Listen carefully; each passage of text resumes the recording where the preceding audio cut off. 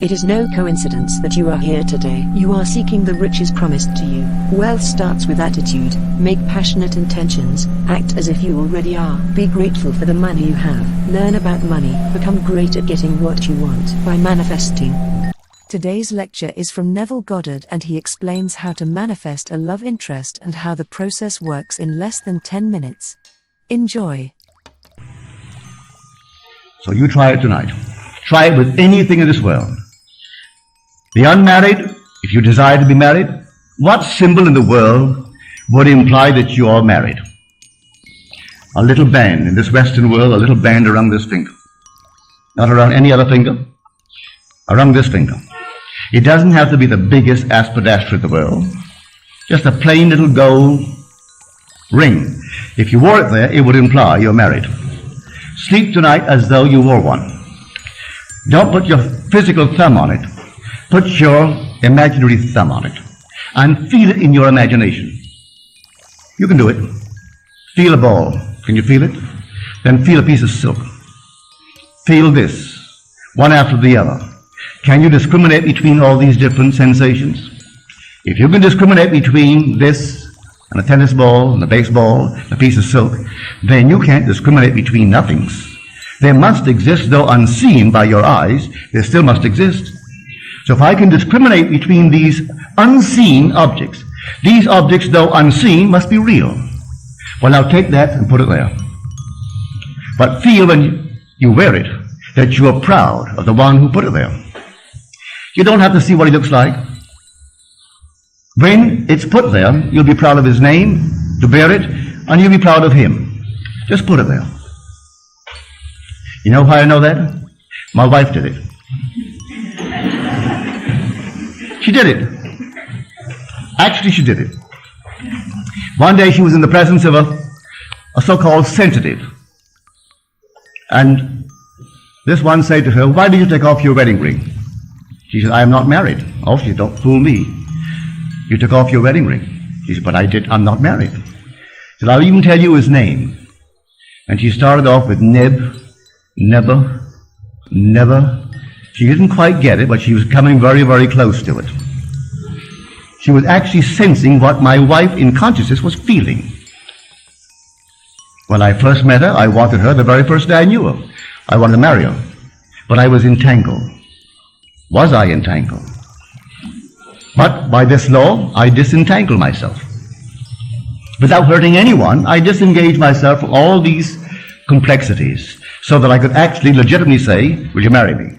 But in the meanwhile, she was wearing the ring. I hadn't yet put it there, but she allowed me to put it there and slept as though I had put it there. So I tell you, unmarried ladies, if you desire to be married, maybe you don't. If you do, that's the way to do it. And you'll come out of the nowhere. You don't have to go and buy anyone or try to meet the right people. Usually when you try to meet the right one, he's always the wrong one. So don't go searching. Those who go searching for love only make manifest their own lovelessness. And the loveless never find love.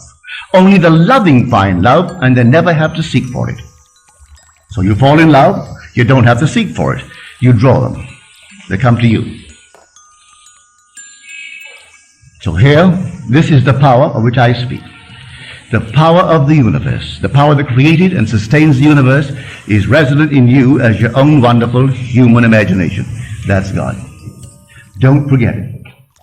I know it's difficult when man has been trained to believe in an external God.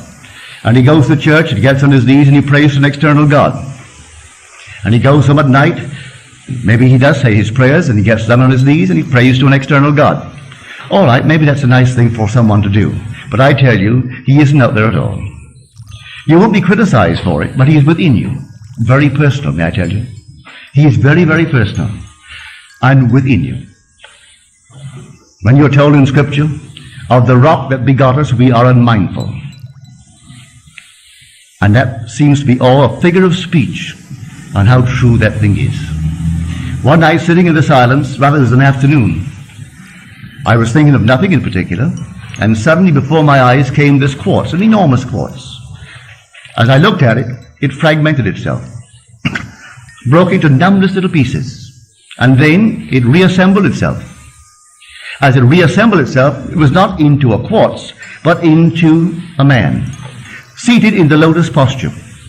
I'm looking at this man, all seated now, perfect man. As I looked at him, I'm looking at myself. Here I am, the perceiver, observing myself, seated in the lotus posture. This deep, deep meditation. And as I became aware that I'm looking at myself, it began to glow. And it glowed and glowed and glowed. When it reached the intensity of luminosity, it exploded. And then I returned to this level. Where did I see him? Within me. That being is meditating this. This is but a projection of itself in the world. And when he wakes within me, completely wakes, I am he. God actually became me, that I may become God. And he's put me through all the paces, allowing me to make all the mistakes, to make a monster like the things that I talked about earlier. I made that, and I made the lovely one. And he allows it in his meditation. He is the dreamer in me. And he's dreaming this, and dreaming everything that I dream in this world. And when he awakes, this will cease to be, and I am he. And he is God.